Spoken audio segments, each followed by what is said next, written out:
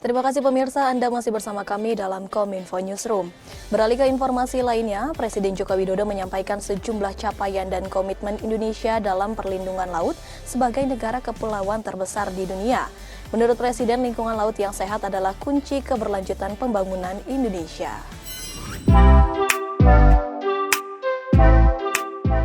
Sebagai negara kepulauan terbesar di dunia, lingkungan laut yang sehat adalah kunci keberlanjutan pembangunan Indonesia.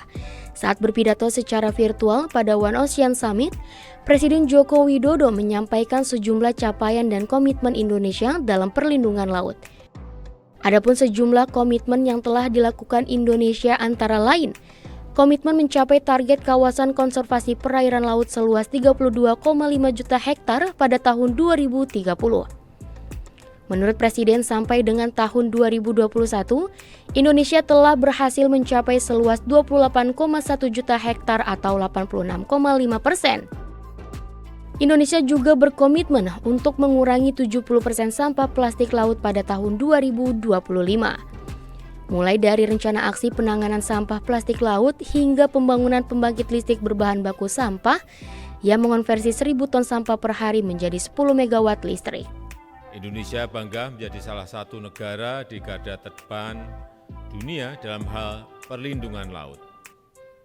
Kami memiliki komitmen mencapai target kawasan konservasi perarian laut seluas 32,5 juta hektar pada tahun 2030. Sampai dengan tahun 2021, kami telah berhasil mencapai seluas 28,1 juta hektar atau 86,5%. Kami optimis komitmen kami di tahun 2030 bisa terpenuhi.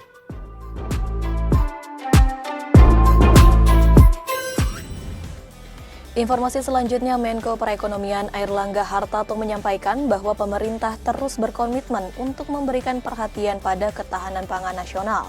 Salah satu upaya tersebut dengan mendorong budidaya padi gogo di lahan kering di Kabupaten Tulang Bawang Barat, Provinsi Lampung.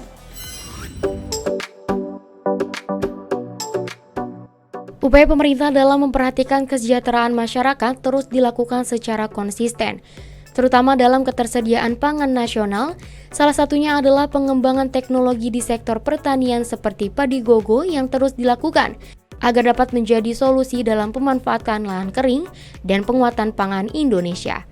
Menteri Perekonomian turut serta melakukan panen perdana padi gogo di Kabupaten Tulang Bawang Barat, Provinsi Lampung. Dalam kesempatan tersebut, Menko Perekonomian juga mengungkapkan bahwa salah satu hal yang dilakukan oleh Indonesia untuk mempertahankan pertumbuhan ekonomi dengan cara memanfaatkan teknologi dalam bidang pertanian.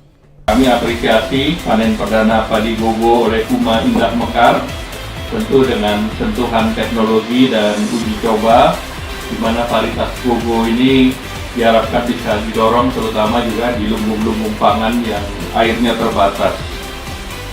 Dan tentu kita berharap bahwa padi gogo ini bisa memberikan hasil yang positif dan tentu bisa didorong di budidaya di lahan-lahan kering. Bapak Presiden minta agar nilai tukar petani diperbaiki, namun alhamdulillah berdasarkan survei BPS seluruhnya sudah di atas 100%. Menko Polhukam Mahfud MD menegaskan pemerintah tidak memberikan toleransi atas keberadaan praktik pinjaman online atau pinjol ilegal dan diperlukan upaya multidisiplin untuk mengatasi pinjaman online ilegal.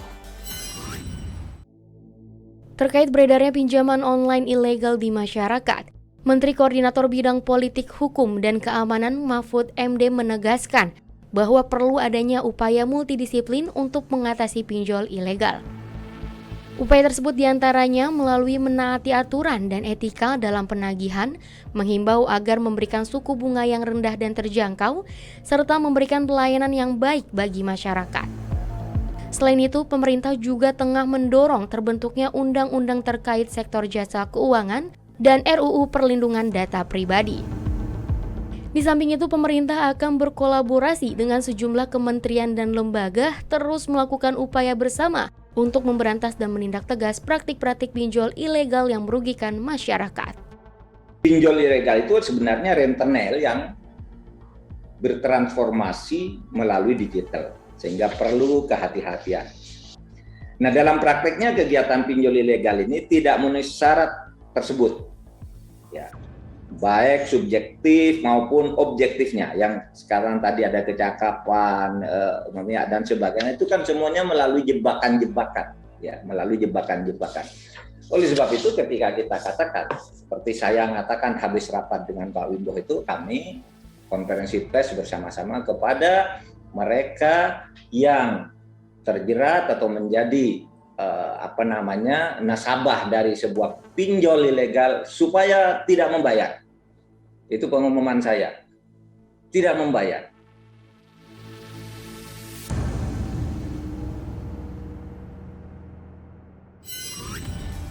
Terkait pengamanan modus pinjaman online ilegal, Wakil Direktur TV Deksus Bareskrim Polri Kombes Pol Helvi Assegaf menyatakan pihaknya telah membentuk Satuan Keamanan Investasi serta melakukan langkah proaktif dalam menentukan hukum yang berlaku.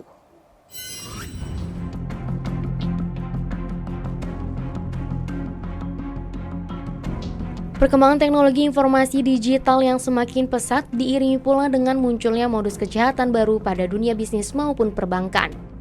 Salah satunya ialah munculnya pinjaman online ilegal di Indonesia dengan berbagai modus. Dengan kurangnya literasi dan pemahaman masyarakat akan teknologi, pinjaman online ilegal menyasar ke masyarakat menengah ke bawah.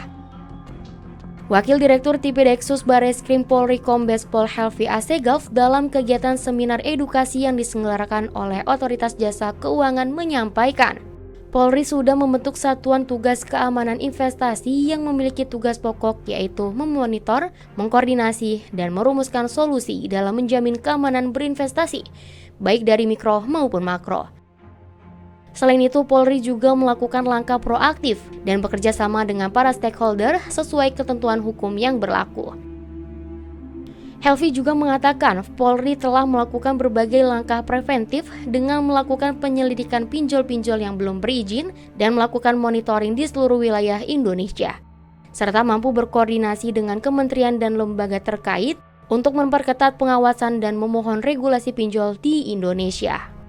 Polri banyak sekali satgas yang kita bentuk, termasuk salah satunya adalah Satgas Keamanan Investasi, di mana tugas pokoknya adalah memonitor, mengkoordinasikan, dan merumuskan solusi dalam menjamin keamanan investasi di seluruh wilayah Indonesia, baik investasi mikro maupun makro.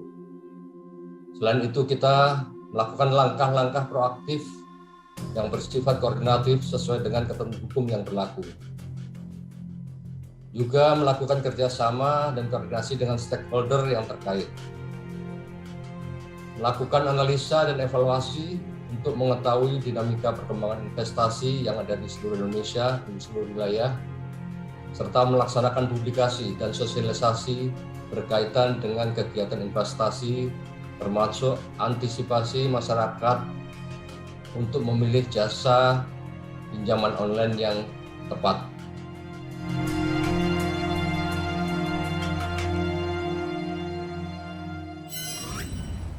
Pemirsa, tetaplah bersama kami karena Kominfo Newsroom akan segera kembali.